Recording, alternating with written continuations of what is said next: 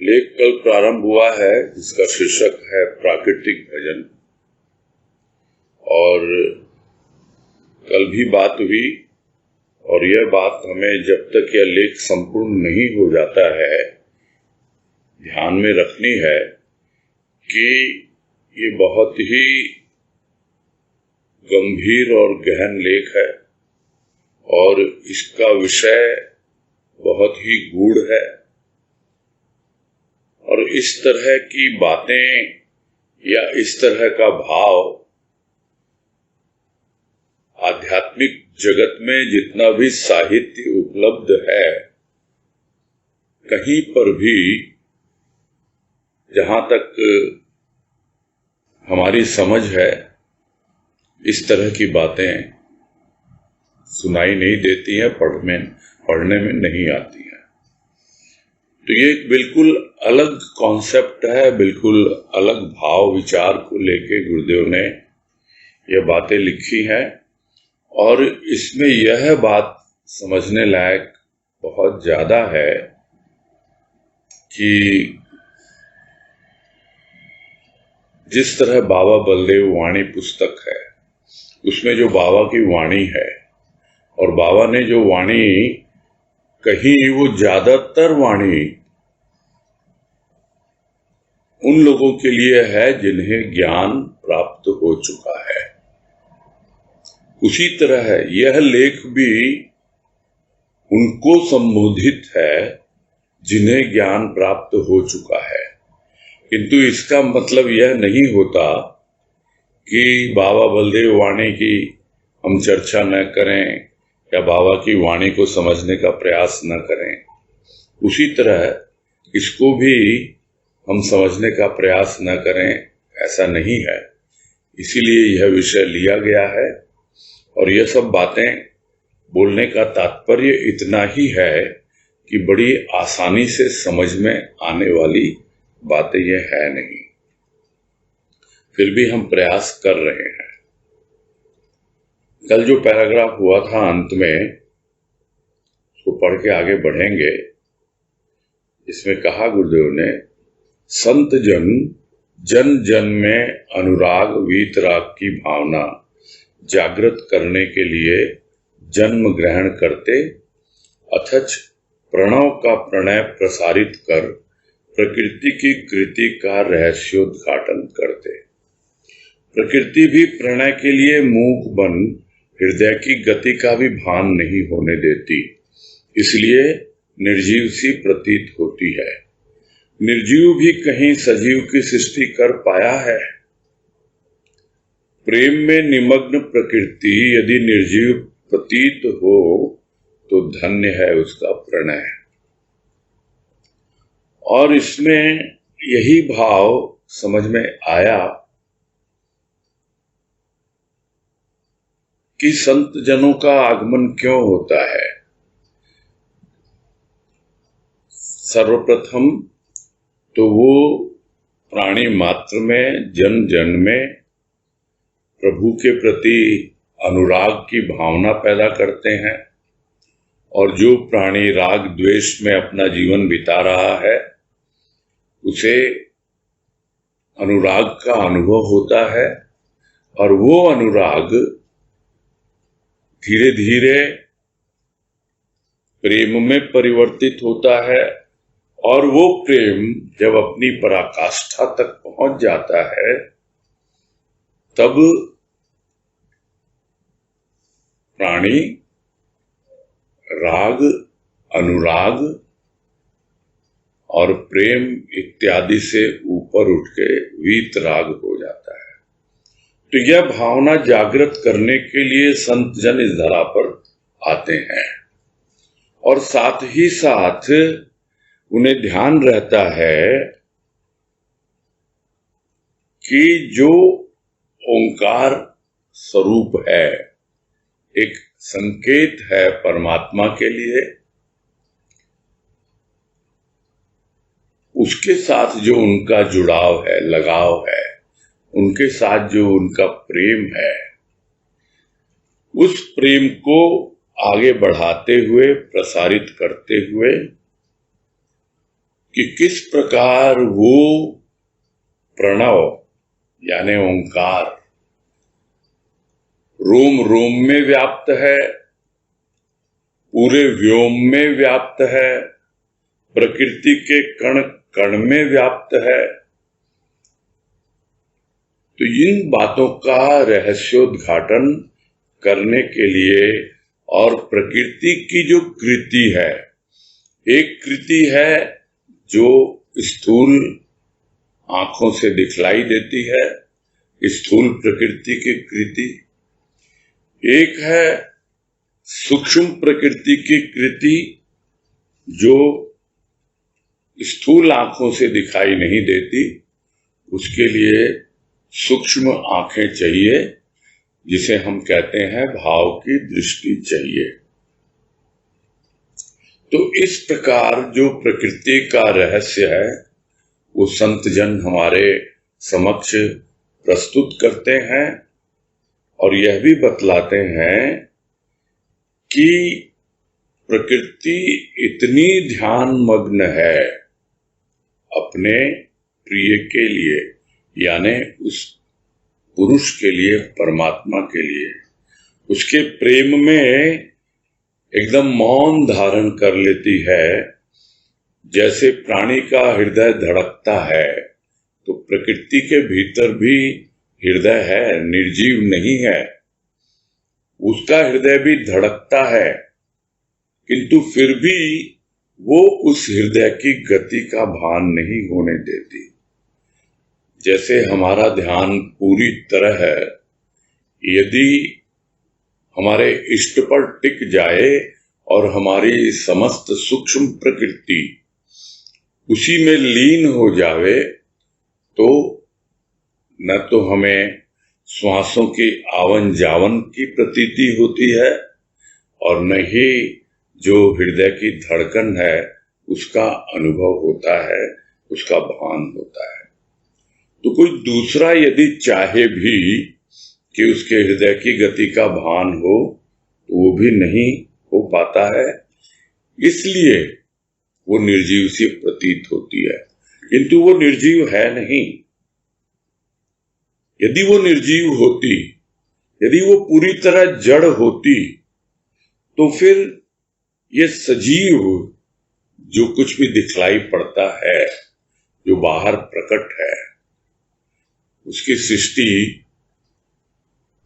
प्रकृति की जो कृति है, जो सृष्टि है, वो सजीव कैसे दिखती कि पेड़ पौधे आगे बढ़ रहे हैं, नदी नाले बह रहे हैं, पहाड़ उच्च स्थापित हो हुए हैं। तो इस तरह जो कुछ भी सजीव प्रतीत होता है, यानी बदलता हुआ दिखलाई देता है, वो कहां से आ रहा है? वो आ रहा है प्रकृति जो मूक बनकर उसके ध्यान में पूरी तरह निमग्न है, पूरी तरह लगी हुई है और ऐसा लगता है कि वो तो निर्जीव ही है। जो प्राणी उस पर चल फिर रहा है वही सजीव है, अन्यथा यह प्रकृति तो निर्जीव सी है। किंतु वास्तविकता क्या है? वास्तविकता यह है कि प्रकृति अपने पुरुष के प्रेम में इतनी लीन है, इतनी निमग्न है कि वो निर्जीव सी प्रतीत होती है। इसीलिए गुरुदेव यहाँ कह रहे हैं कि धन्य है उसका प्रणय, यानी जो प्रेम वो अपने पुरुष से, परमात्मा से करती है वो धन्य है। और भीतर में यानी जो व्यापक, जो विराट प्रकृति है, उसकी जो सूक्ष्म प्रकृति है, उसके कण कण में इसी वजह से, इसी कारण वो पुरुष, वो परमात्मा उपस्थित है। जिस तरह जो प्राणी अपनी सूक्ष्म प्रकृति में पूरी तरह प्रेम को सराबोर कर देता है, उसके रोम रोम में अपने आप ही वो प्रेम व्यापक हो जाता है, अपने आप ही रोम रोम में राम रमण करने लगता है। तो ये पैराग्राफ कल हुआ था और आज कह रहे हैं, प्रणय यदि प्रकाश में आया तो प्रदर्शन कहलाया। निमग्नता सजीव को भी निर्जीव बना देती है। यह प्रणय की चाह है, जहां राह ही राह है, वाह वाह की उसे आवश्यकता नहीं। और जब कभी भी भीतर का प्रेम बाहर प्रकट होता है, प्रयास के द्वारा या अनायास ही प्रकट होता है, तो भी लोग उसे समझ नहीं पाते हैं और उसको प्रदर्शन का ही नाम दिया जाता है कि यह शो ऑफ कर रहा है, दिखला रहा है कि देखो मैं कितना प्यार करता हूं अपने प्रभु को, मैं कितना प्रेम करता हूं अपने इष्ट को। इसलिए ज्यादातर प्रेमियों को देखा गया है कि वो उस प्रेम में निमग्न रहते हैं, मगन रहते हैं, उस भाव में मगन रहते हैं और सजीव होते हुए भी निर्जीव से ही प्रतीत होते हैं, क्योंकि उनकी दिनचर्या इतनी सीमित हो जाती है, बस मात्र प्राकृतिक कार्य ही होते हैं और उसके अलावा उनको करने को कुछ भी बचता नहीं है, क्योंकि उनको जो कर्म करने थे वो कर चुके, उनको जो ज्ञान प्राप्त करना था वो कर लिया। प्रभु का प्रेम और भाव, उसकी भक्ति आज भी उसी में वो निमग्न है और वो निमग्नता, उसी में जो लीन रहने की जो उनकी भावना है, वो ऐसा लगता है ये तो कुछ कर ही नहीं रहे हैं, ये तो हाथ पे हाथ धर के बैठे हैं, ये तो ठाले हैं, कुछ करते ही नहीं, है तो काम ही नहीं करते। अरे भाई कुछ करो, कर्मठ बनो, लोग यही सोचते हैं। और वो यदि दिखाए कि भाई देखो मेरे भीतर कितना प्रेम है, मेरा इष्ट मेरे हृदय में विराजित है, तो फिर वो तो प्रदर्शन कहलाएगा। तो यह तो जो प्रेम करता है, जिसे प्रणय की चाह है भीतर में, वही जानता है। और जो पूरी तरह से उस अवस्था तक नहीं भी पहुंचा है कि पूरी तरह है उस प्रेम में निमग्न हो गया, उसमें लीन हो गया, यदि उसके भीतर भी वैसी चाह पैदा होती है कि मैं भी ऐसा जीवन जीऊं, मैं भी इसी तरह प्रकृति से प्रेरणा लेकर और ऐसे प्राणी संतों के रूप में जो मुझे दिखलाई पड़ते हैं, इतने अपने प्रभु के प्रेम में निमग्न हैं कि निर्जीव से ही प्रतीत होते हैं, तो वो प्रेरणा लेके आगे बढ़ेंगे। अगर उनके भीतर चाह है प्रेम की, तो फिर उनके लिए तो राह ही राह है। और एक एक राह में, एक एक पड़ाव में पार करते करते वो ध्यान नहीं देते कि कोई उनकी प्रशंसा कर रहा है या उनकी आलोचना कर रहा है, कि कोई उनकी निंदा कर रहा है या स्तुति कर रहा है। नहीं तो वाह वाही से बचना, प्रशंसा से बचना बहुत कठिन है। और अभी बाबा वाणी की बात हुई तो एक वाणी भी याद आ गई बाबा की, जिसमें वो कहते हैं कि ज्ञानी के लिए कामना वासना से बचना फिर भी आसान है, किंतु प्रशंसा से बचना अति कठिन। यानी ज्ञानी है वो, ज्ञान हो गया है, फिर भी प्रशंसा से बचना बहुत कठिन है, क्योंकि कामना वासना को तो बहुत पीछे छोड़ आया। प्रभु के प्रेम के माध्यम से उसकी सारी कामनाएं वासनाएं शांत हो गई और कृपा स्वरूप उसे ज्ञान भी हो गया। किंतु कहां चूक गया वो चूक गया कि वो पुनः उस प्रेम में नहीं जी रहा। यदि पुनः प्रेम में जीता तो फिर अहंकार आता ही नहीं। प्रशंसा किसे चाहिए? वाहवाही किसे चाहिए? वाहवाही और प्रशंसा का भूखा होता है अहंकार। अहंकार की भूख मिटती है उससे। इसका मतलब अभी भी वो अहंकार विद्यमान है। इसलिए यही समझा रहे हैं गुरुदेव कि जिसके भीतर प्रेम की चाह होती है उसके लिए राह ही राह है, और पूरी राह कंप्लीट करके यदि वो वाहवाही चाहिए उसे तो फिर पद स्खलित हो जाएगा, फिर नीचे गिर जाएगा। वाह की उसे आवश्यकता नहीं होती।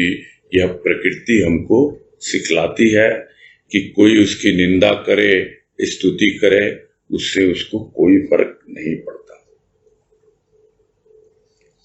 आगे कह रहे हैं, प्राकृतिक भजन का अवलोकन भी सरल नहीं।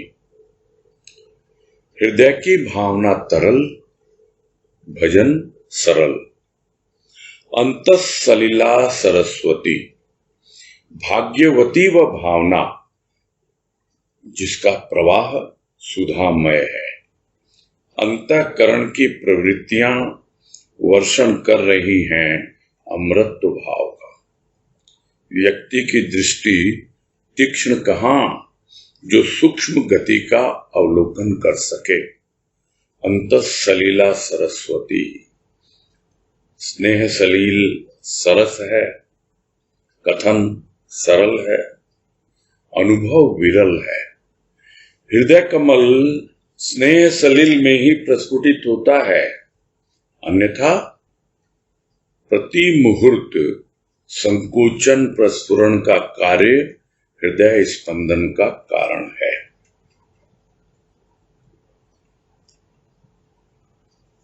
अब यहां पर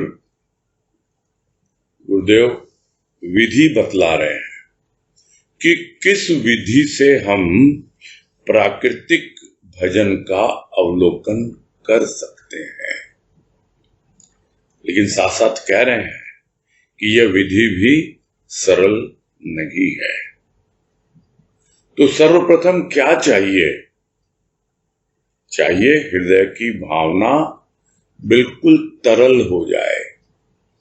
यानी जो भी हमारे हृदय में जरा सी भी कठोरता है, वो कठोर सर्वप्रथम तो नर्म हो, और वो जो नर्म हुआ उसे और थोड़ा ताप मिले और थोड़ी प्रेम की, ज्ञान की अग्नि मिले, तब जाके वो तरल होता है, यानी द्रवित हो जाता है, पूरी तरह द्रव में, लिक्विड में बदल जाता है। यानी भावना बिल्कुल अब तरल है, अब बस बहने को तैयार है। वो जिधर ले जाए वो प्रेम, जिधर ले जाए वो अवलोकन, वो उसको देखने के लिए तैयार है। यदि वो अवस्था हो तो फिर अपने भीतर का भजन भी सरल हो जाता है, यानी भीतर की प्रकृति का, और साथ साथ उसका अवलोकन भी सरल हो जाता है। इसको समझने के लिए, क्योंकि कार्य करते रहते हैं मन बुद्धि चित्त अहंकार, हमारी सूक्ष्म प्रकृति हर वक्त क्रियाशील है, और हम भी क्रियाशील है। हम यानी मैं यानी जो देख रहा है, अवलोकन कर रहा है, दृष्टा। लेकिन वो कहां क्रियाशील है? वो तो देख रहा है स्थूल में, स्थूल के खेलों को देख रहा है, स्थूल के कार्यों में संलग्न है। किंतु जिस दिन वो स्थूल के कार्यों को करते हुए भी यह अनुभव करे कि मैं देख रहा हूं, और उसी को कहा जाता है कि जो काम आप कर रहे हो, जब उसमें इन्वॉल्व होते हो, तो कौन इन्वॉल्व हो रहा है? आपका सूक्ष्म उसमें डूब रहा है। तो सूक्ष्म पूरी तरह जितना हमारा जागृत है, मन बुद्धि चित्त अहंकार, वो उस कार्य में लीन होता है, और फिर हमारा दृष्टा वो देखता है कि हम कितने मनोयोग से वह कार्य कर रहे हैं।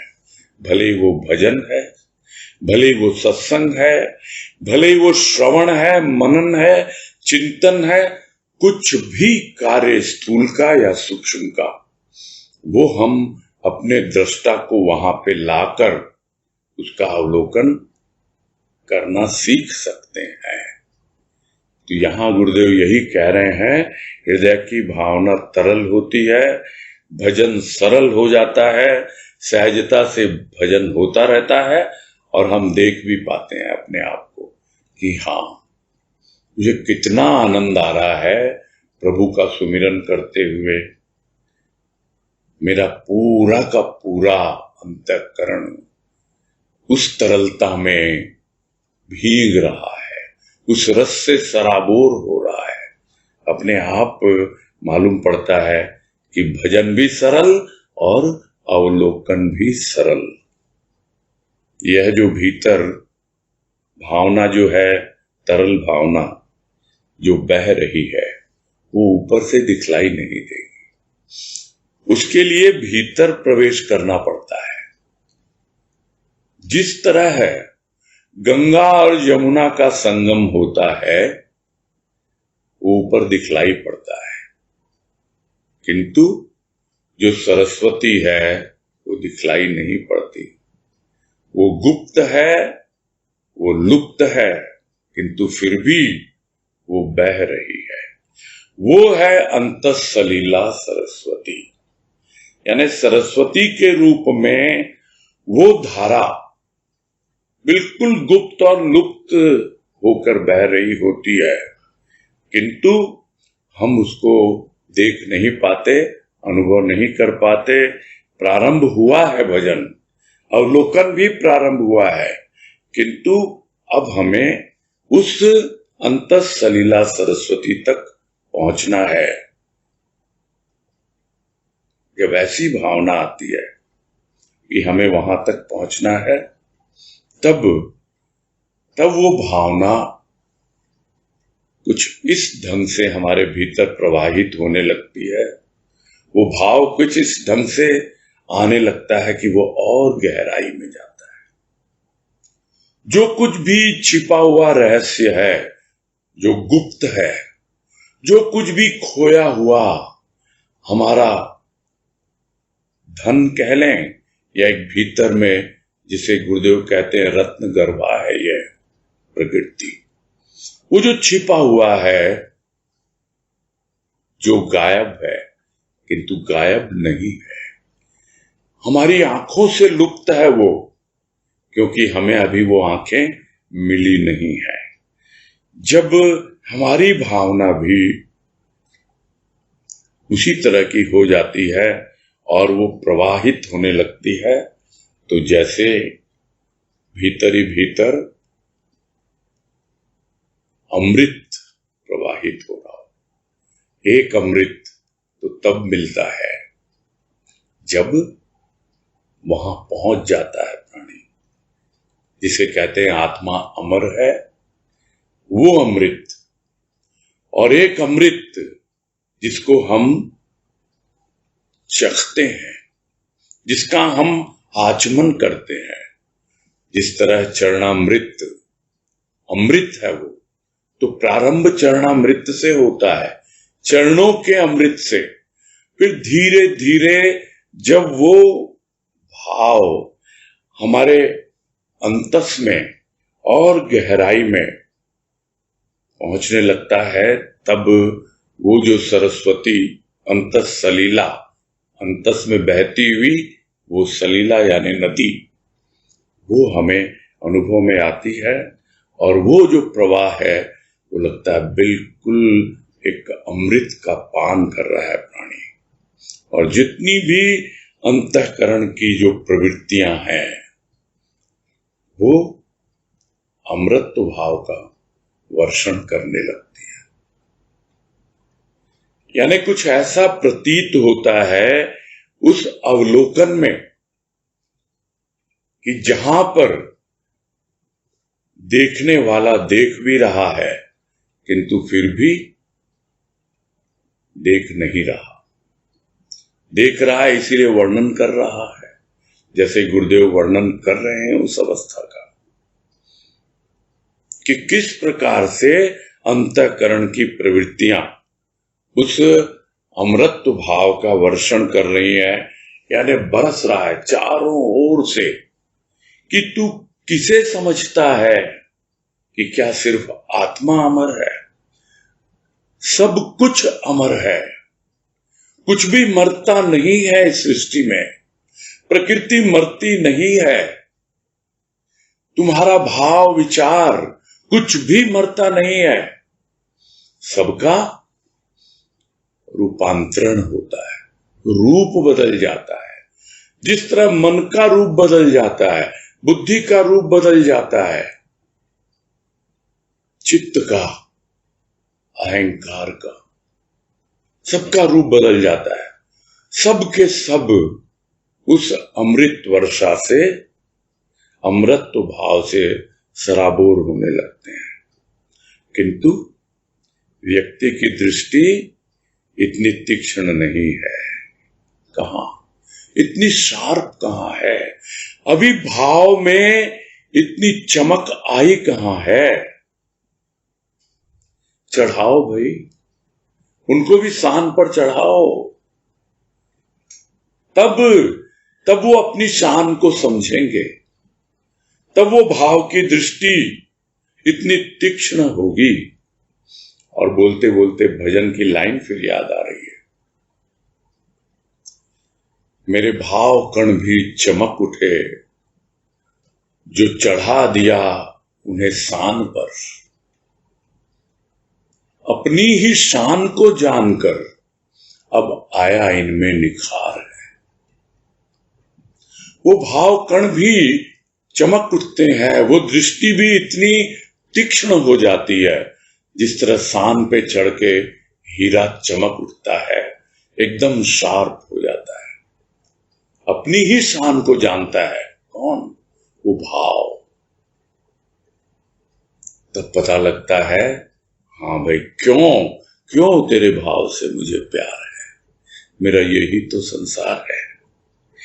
इसी भाव ने तो मुझे अमृत भाव का आचमन करवाया, इसी भाव ने तो मुझे वो दृष्टि दी, और इसी भाव के द्वारा तो प्राणी इतनी तीक्ष्णता अनुभव करता है कि जो सूक्ष्म गति है, सूक्ष्म प्रकृति की जो गति है, कि किस तरह से मेरा मन बुद्धि चित्त अहंकार ये गतिशील है, उसका अवलोकन करता है।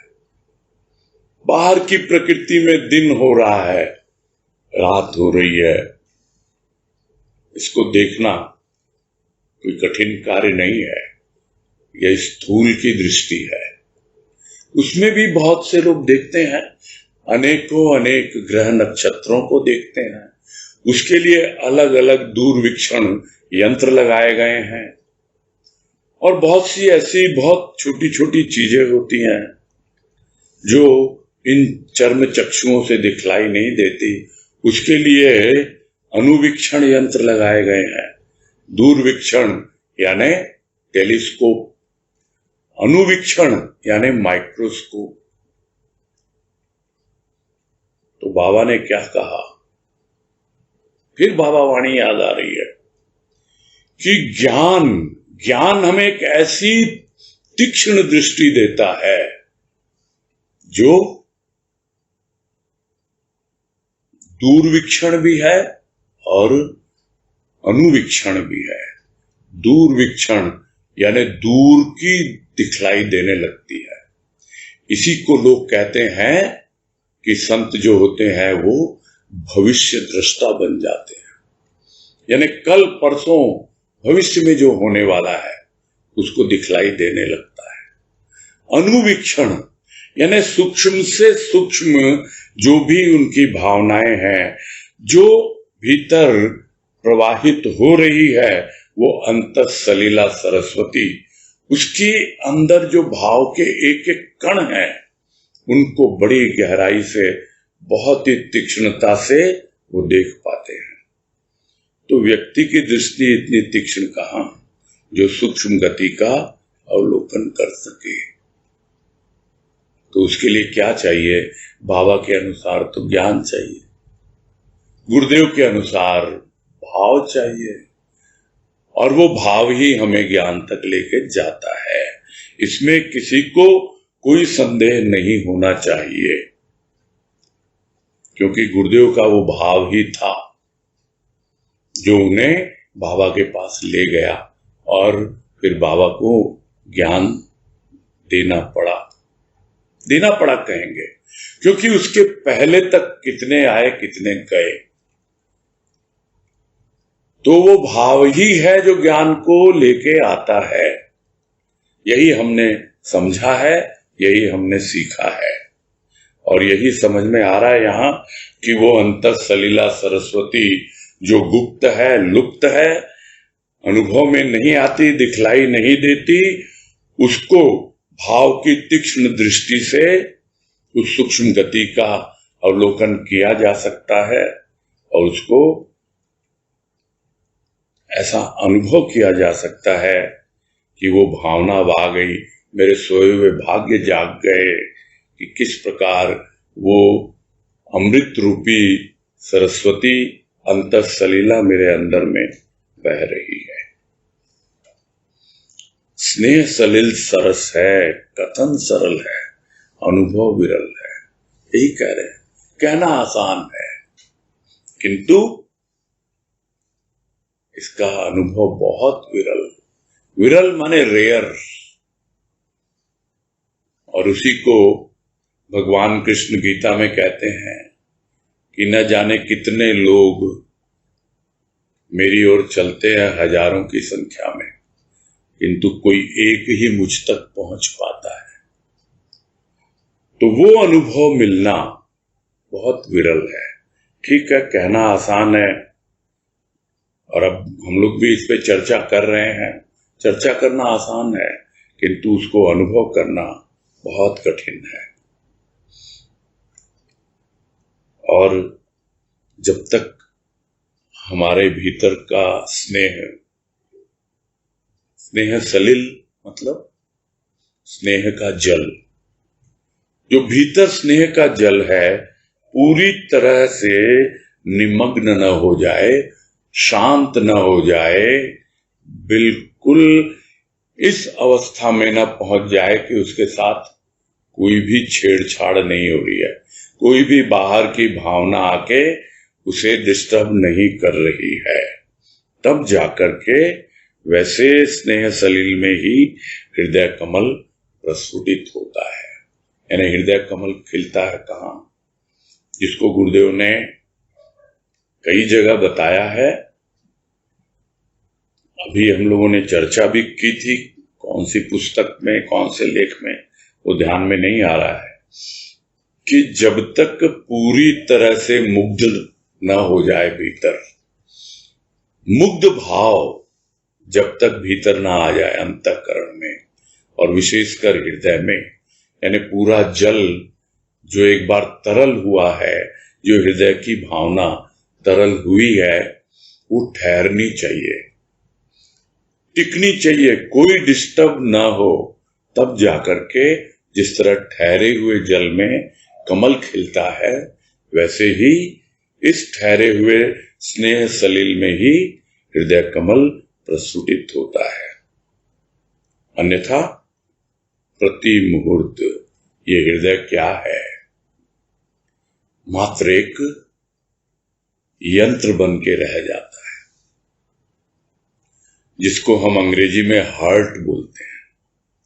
तो ये हर्ट क्या है? HEART, हृदय बस धड़कता है एक यंत्र की तरह।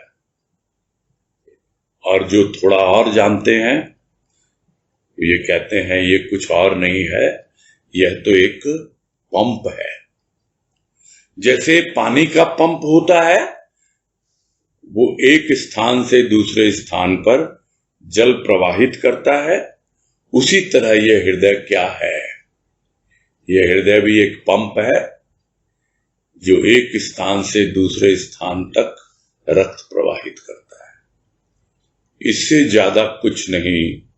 जब संकोचन होता है तो उसको कहते हैं अंग्रेजी में, जो विज्ञान पढ़े हुए वो जानते हैं, सक्शन। सक्शन यानी खींचता है, और प्रस्फुरण यानी डिस्चार्ज करता है।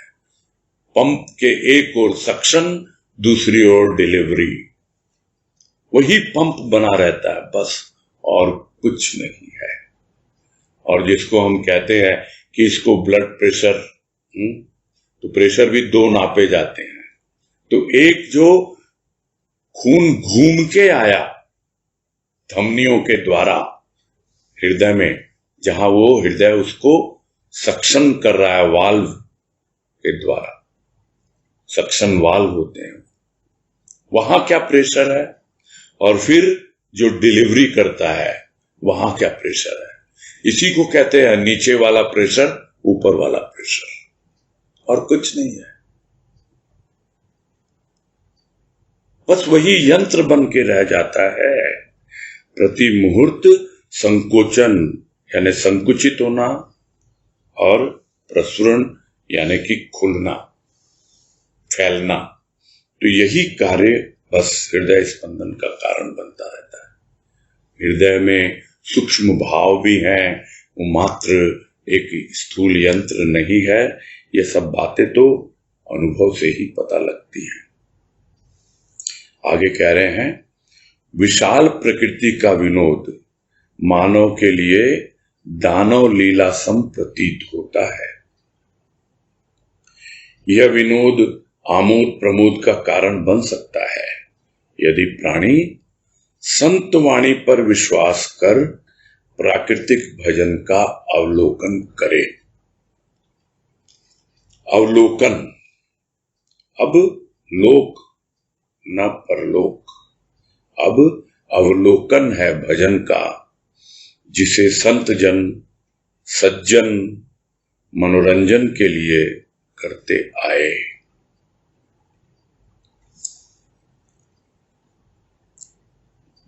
जो विशाल प्रकृति है, सर्वव्यापी प्रकृति है, वो तो अपने मौज मस्ती में है, खेल कूद में है। वो तो अपना मनोविनोद करती रहती है जैसा मन में आया। कभी आंधी चला देती है, कभी बरसात कर देती है, कभी कुछ कभी कुछ। किंतु जब वो ज्यादा तांडव नृत्य होने लगता है उसका, तब लगता है कि यह तो दानों की तरह लीला कर रही है। उसे पता नहीं कि यह प्रकृति कुछ और नहीं है, यह शिव की शक्ति ही है। यह शिव का तांडव है जो नृत्य कर रहा है, और प्राणी को उसका अनुभव नहीं है, इसलिए वो उसे दानव लीला समझता है। किंतु जो जीव शिव भाव की ओर बढ़ रहा है, जो शिव की शक्ति से अवगत हो रहा है, जो इस प्रकृति की शक्ति से अवगत हो रहा है, वो कभी भी प्रकृति को बाधक नहीं मानता।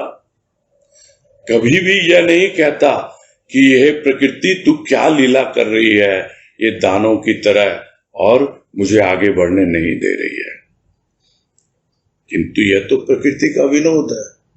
प्रकृति मानव समझ नहीं पाता कि प्रकृति अपने आप को प्रकट कर रही है, यह उसका आनंद उठाने का, एंजॉय करने का, मनोरंजन करने का उसका तरीका है।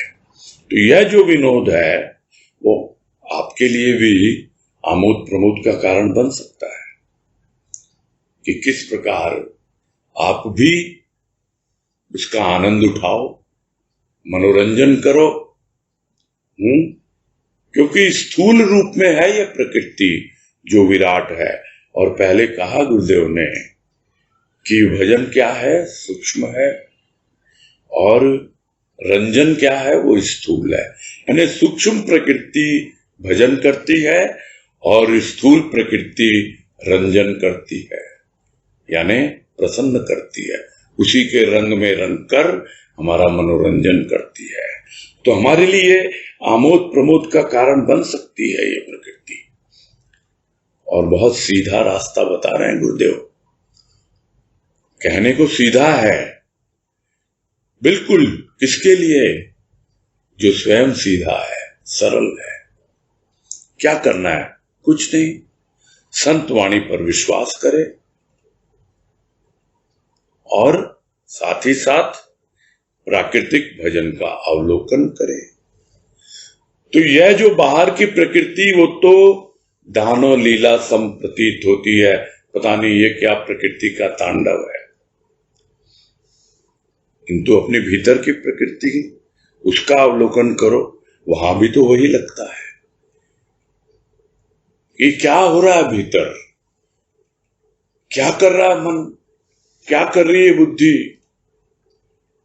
किंतु संत वाणी पे विश्वास करो।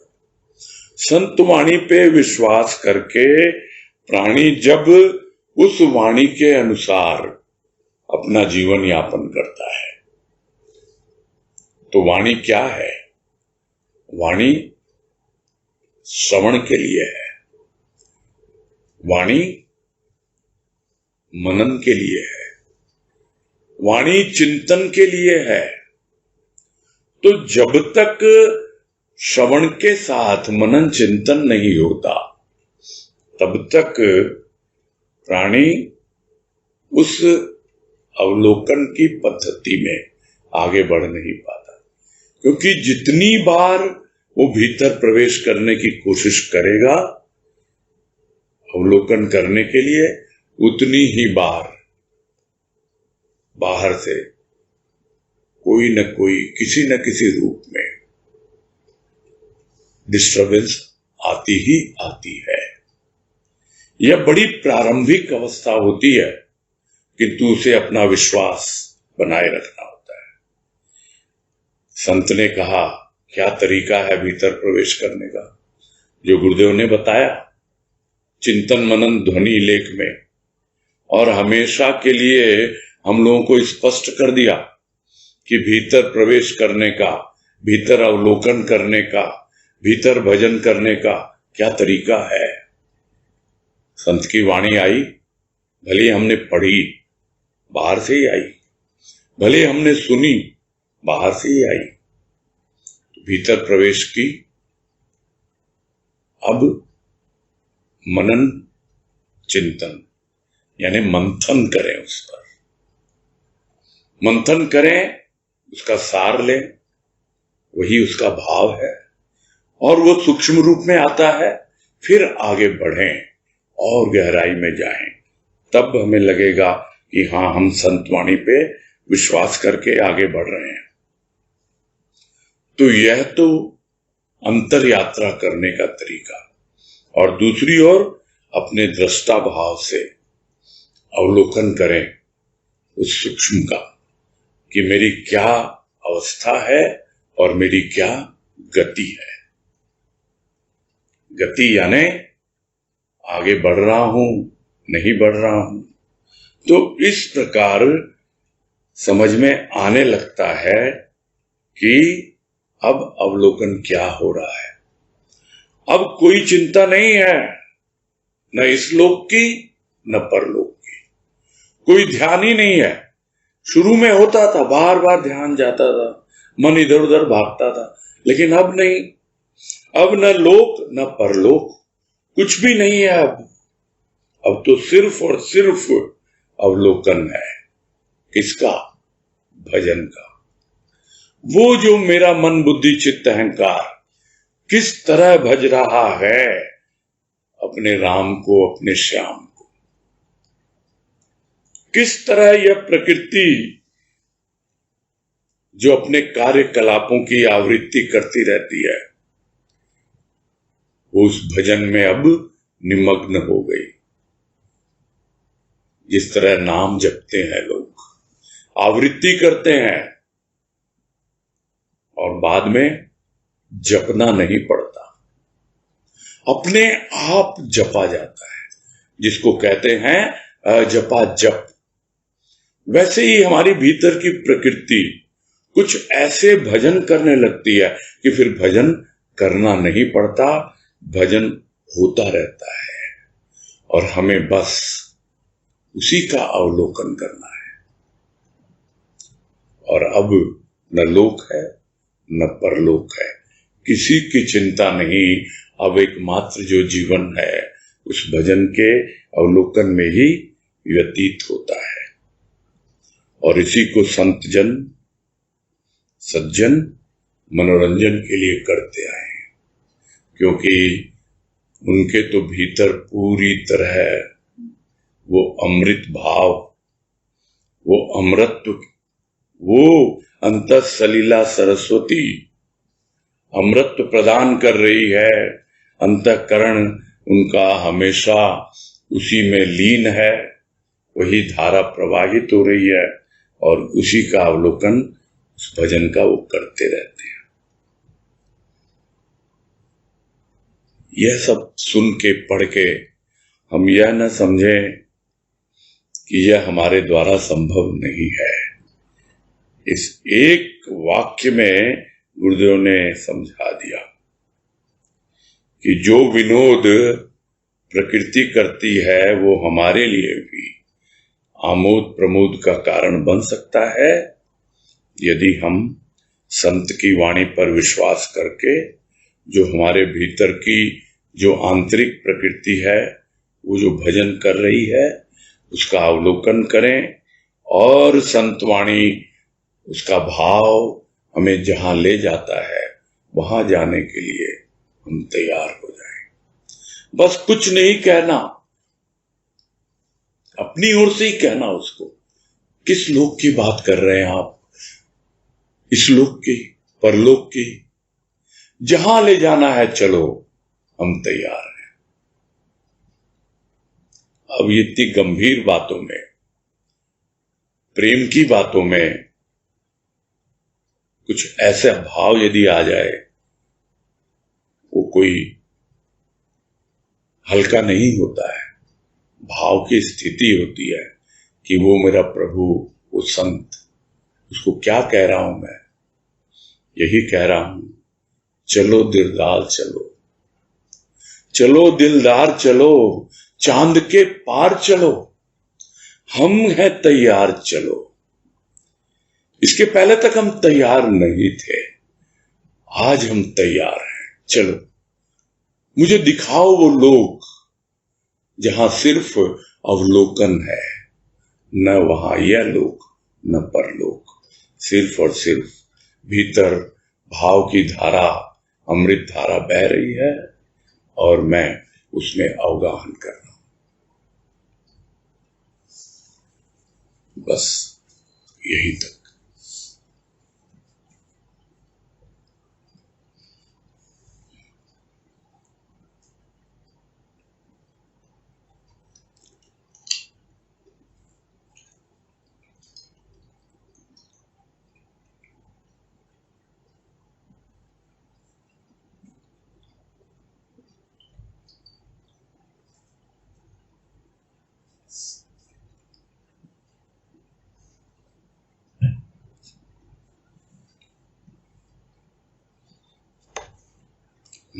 अनीता तुलसियान।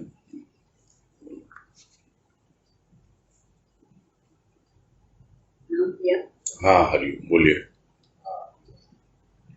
बहुत सारी बातें ऐसे समझ में आ रही है और जैसे शुरुआत में आया ना कि प्रकृति भजती है अपने राम को शाम को, तो कल भी मन में आ रही थी बात कि हमेशा हम लोग कहते हैं कि प्रकृति भजती है पुरुष को, और यहाँ पर नाम जैसे ठीक है ये पुरुष का ही प्रतीक है राम और श्याम, लेकिन फिर भी ये दो नाम देने का क्या कारण नहीं आता? वो बताया ना आगे बताया कि राम रमण कर रहा है और श्याम आकृष्ट कर रहा है, यानी प्रकृति का जो अस्तित्व है उसको अनुभव में आ रहा है कि उसके रोम रोम में राम रमण कर रहा है, और वो उस रोम रोम में रमण करते हुए राम को अनुभव करके नृत्य कर रही है उसमें रमण करने के लिए, और साथ ही साथ अपने श्याम को मुग्ध करने के लिए। यानी जिस दिन श्याम मुग्ध हो जाएगा उस दिन प्रकृति अपनी लीला संवरण कर लेगी, यानी वो पूरी तरह से उसमें लय हो जाएगी। तो एक जो अवस्था का वर्णन वर्तमान अवस्था कि वो नृत्य कर रही है राम में रमण करने के लिए, और दूसरी ओर श्याम को मुग्ध करके अपनी लीला संवरण करने के लिए।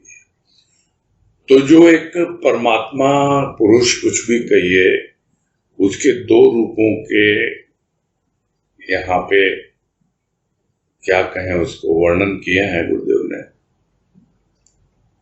और कुछ नहीं है कि यह जो स्थूल प्रकृति है इसके पीछे जो सूक्ष्म भाव छिपा हुआ है वो बतला रहे हैं।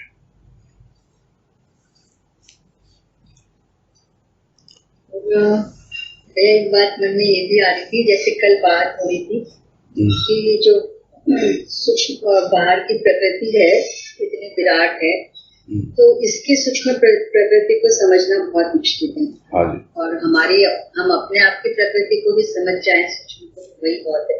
हाँ जी।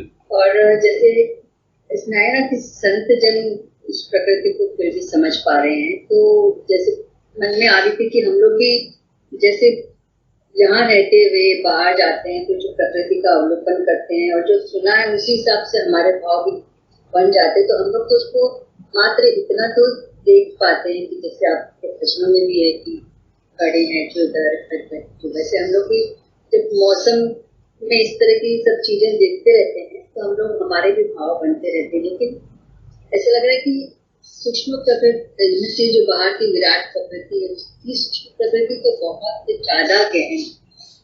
जी हाँ, मेरे समझे तो यही है, बहुत गहन है। ये क्या है कि क्या बोले उसको, जब तक भीतर में वो विराट भाव नहीं आ जाता, पूरी तरह से व्यापकता नहीं आ जाती, विशालता नहीं आ जाती, तब तक बाहर की प्रकृति को ही समझना बहुत मुश्किल होता है। और वो जो बाहर की जो प्रकृति है उसके भीतर छिपी हुई जो उसकी सूक्ष्म भावना है, उसका जो सूक्ष्म रूप है, उसको समझना तो बहुत ही कठिन है, अनुभव करना बहुत कठिन है। इसलिए जो बात आई बार बार आती रहती है, जो हमारे पूर्वजों ने संत महापुरुषों ने ही कहा कि जो ब्रह्मांड में है वो पिंड में है, तो वो हमारे लिए इतना सरल कर गए हैं इस सूत्र के द्वारा कि भाई हम बड़े आसानी से समझ पाए इसको। तो मुझे तो ऐसे ही समझ में आ रहा है।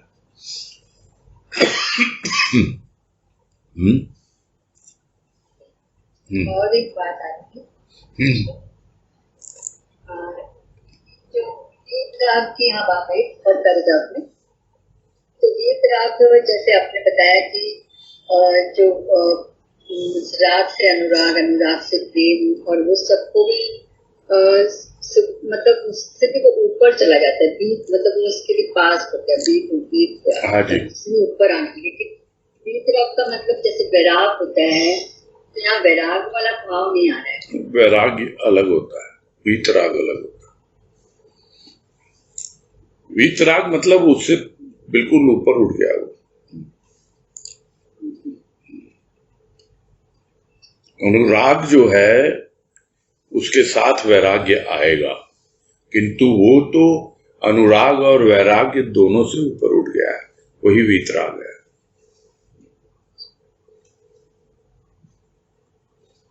ये कहीं लिखित में मिलेगा नहीं, मैं तो एक अपना क्या बोले उसकी कृपा है उसके आधार पर बोल रहा हूँ।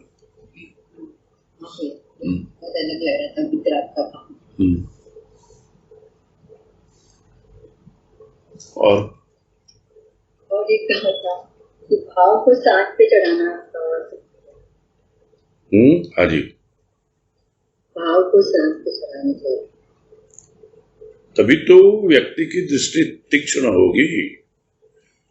तीक्ष्णता कैसे आएगी?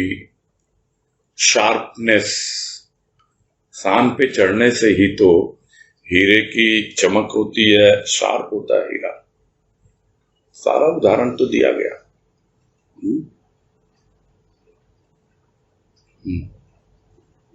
चढ़ाना तो पड़ता है, चढ़ाना तो पड़ता ही है उसको। तीक्ष्ण नहीं है दृष्टि तो हम छोड़ दें उसको। गुरुदेव ने तो कह दिया व्यक्ति की दृष्टि तीक्ष्ण कहां, जो सूक्ष्म गति का अवलोकन कर सके। इतनी तीक्ष्णता नहीं है हमारी दृष्टि में। तो अगर भाव की दृष्टि से हम देख रहे हैं तो उस भाव में तीक्ष्णता आएगी ना, आनी चाहिए। और वो तभी आएगी जब भाव के एक छोटे छोटे जो भी कण हैं हमारे, उसमें उसको सान पे चढ़ाएं। सान क्या है? कुछ नहीं है। जितना कुछ हमने सुना है, समझा है, अनुभव किया है ना, उसको और घसें और रगड़ें, उसको और मांझें, बस यही है सान।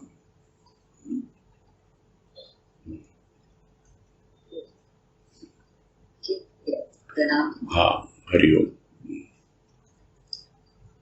नेक्स्ट सुनीता जालान।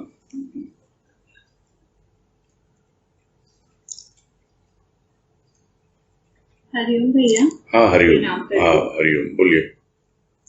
भैया जैसे कल तो बात आई थी कि प्रकृति मतलब वो इतनी शांत अवस्था में उसके अंदर सजीवता है कि वो श्वास भी लेती तो भी नहीं पता चलता कि प्रकृति भी कहीं।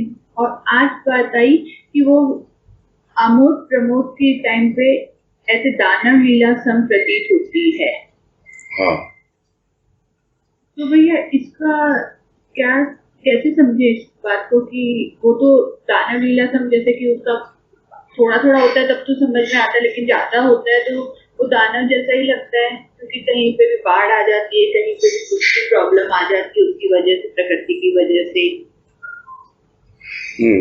तो इनके यहाँ पे तो दिखाई देती है, और कहीं पे प्रकृति इतनी मतलब है कि उसको श्वास ले रही तो भी नहीं पता चलता। जी हाँ, ये एक छोटी सी लाइन गुरुदेव ने पहले ही लिखी है, पहले पैराग्राफ में ही, और उससे समझ में आ जाएगा आपको कि क्षुब्ध प्रभंजन की गति, यानी ये अगर नहीं होना प्रकृति में तो प्रकृति गतिशील कैसे होगी? शुद्ध प्रभंजन यानी शुद्धता आती है प्रकृति में भी, और साथ साथ क्या है वो तहस नहस। प्रभंजन क्या है? पूरी तरह तोड़ फोड़, भंजन करना, गिरा देना, तोड़ फोड़ कर देना। तो वो चीज जो है वो उसकी गति का एक रूप बनता है। और दूसरी ओर क्या लिखा साथ साथ? सृष्टि का स्पंदन, यानी दूसरी ओर सृष्टि जो है वो स्पंदित होती रहती है, जैसे दिल धड़कता रहता है वैसे ही है। दोनों चीजें हैं। तो यह तो विशाल प्रकृति का विनोद है। अब मानव समझ नहीं पाता उसको, उसके प्रति सहज नहीं हो पाता है। यही कहना चाह रहे हैं, हमारे भीतर उतनी सहजता नहीं है कि यह तो प्रकृति का विनोद है। मानव को तो लगता है कि यह कोई दानव बन के लीला कर रही है प्रकृति। बस यही बात है, और तो क्या है। संतों को समझ में आता है, उनके लिए तो आमोद प्रमोद का कारण बनती है। उनके लिए तो मनोरंजन का कारण बनती है प्रकृति। तो बाबा भी कहते थे कि भी तुम लोग सोचते हो कि मैं कोई चमत्कार करता हूं, कुछ नहीं करता मैं तो। यह तो प्रकृति के साथ मेरा मनोविनोद होता रहता है और प्रकृति कुछ कर देती है और तुम लोग उसको चमत्कार का नाम देते हो। तो ये खेल तो प्रकृति के, मैं कुछ नहीं करता। तो ये तो संतों का विनोद है, मनोविनोद है, मनोरंजन है, जो प्रकृति के साथ करते रहते हैं।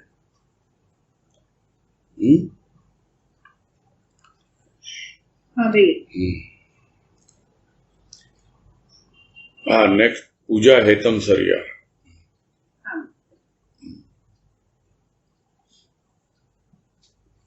हेलो।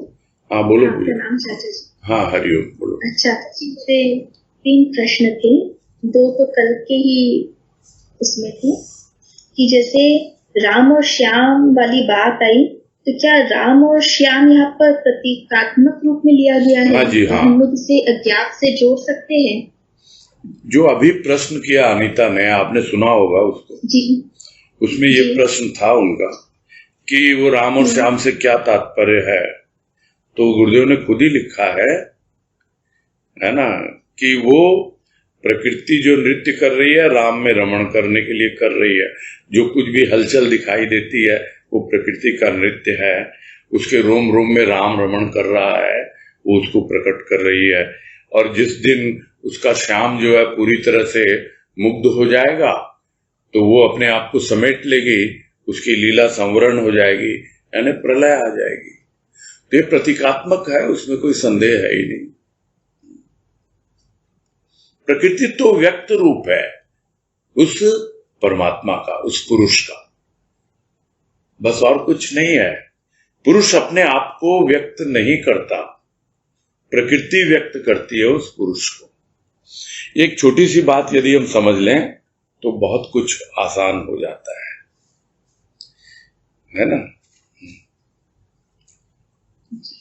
और जी, और अभी जैसे एक प्रश्न और आया था ना, जैसे प्रकृति जब दानव रूप या कल शब्द आया रौद्र रूप दिखाता है, तो जो व्यर्थ का है, जो निरर्थक है, वो उसे नष्ट कर देता है। तो चाचा जी, एक बहुत व्यवहारिक प्रश्न उठा मन में, तब तो बहुत सारे लोगों को प्रकृति प्रभावित कर देता है। अगर ये उनका विनोद भी है तो मानवता के लिए तो ये दानवता प्रतीत होती है। जैसे अगर बाढ़ प्रतीत होती है ना, वो साधारण मानव के लिए। लेकिन जो संत जन है वो तो यही समझते हैं कि ये प्रकृति का विनोद है, ये प्रकृति का ढंग है, उसका एक क्या कहें, खेल है, कुछ भी कहो उसको। वो दुख को सुख को कुछ नहीं मानते। अच्छा। हाँ जी, वो प्रकृति के किसी भी कार्य में बाधक नहीं होते हैं कभी भी। जो लोग भी ऐसा करते हैं ना, वो उनको उसका क्या बोले, फल जो है मिलता ही है, या यूं कहे कि फल भुगतना पड़ता है। बहुत से लोग करते हैं इस तरह की चीजें, अप्राकृतिक करते हैं, तो उसका कोई विशेष मतलब नहीं है। उन जैसे लोगों के लिए ये नहीं है कि बाढ़ आने वाली है और आपने रोक दिया।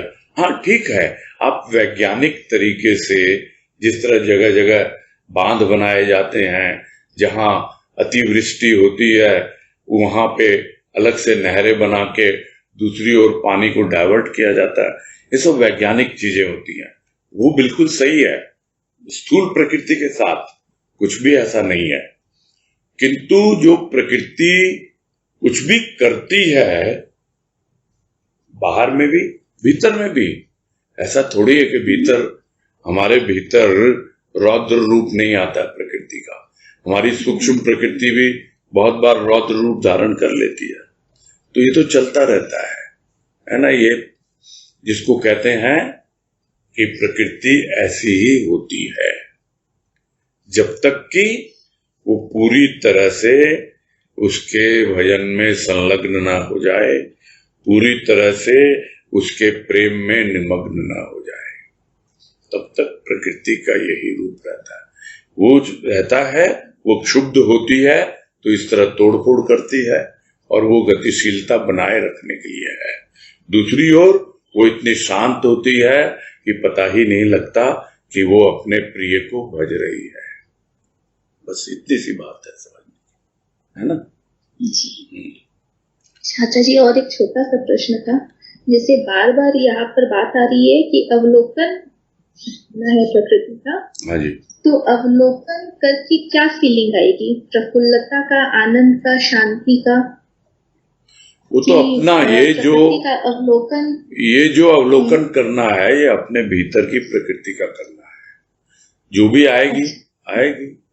बाहर की तो प्रकृति इतनी व्यापक है, उसको तो अभी भी बात हुई हो। मुझे लगता है कि दूसरों के प्रश्न पे हम ध्यान नहीं देते हैं कि दूसरे क्या प्रश्न कर रहे हैं और क्या उत्तर दिया जा रहा है ना? यदि हम ध्यान दें तो इस बात का जवाब थोड़ी देर पहले ही दिया गया है कि बाहर की प्रकृति तो इतनी व्यापक है, उसको समझ पाना, उसकी सूक्ष्म प्रकृति को समझ पाना एकदम कठिन है, बहुत ही कठिन है। असंभव तो नहीं कह सकते, क्योंकि गुरुदेव तो कहते हैं संत जन जानते हैं उसको, लेकिन हम तो उसको असंभव सा ही मानते हैं। किंतु हाँ, जो स्थूल प्रकृति है उसको तो वैज्ञानिक खोज करते ही हैं। बहुत कुछ जो असंभव प्रतीत होता है उसको संभव करते हैं। वैसे ज्ञानी भी जो असंभव प्रतीत होता है उसको करते ही हैं। लेकिन अपने भीतर की प्रकृति, उसका अवलोकन करने की बात हो रही है ये बार बार।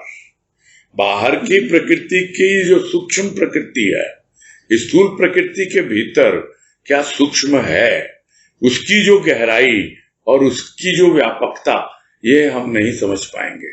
हम तो अपने भीतर की प्रकृति की गहराई और व्यापकता समझ लें कि हमारे भीतर भी वो अंतःसलीला सरस्वती जो है वो प्रवाहित है और उसका प्रवाह जो है सुधामय है।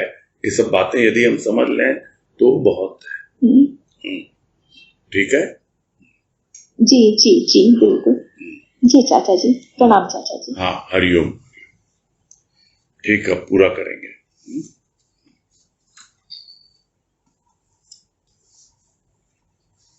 ठीक है भैया जी, हरिओम भैया जी। हाँ, हरिओम सबको सबको हरिओम। हरिओम सबको हरिओम। हाँ, हरिओम सबको हरिओम।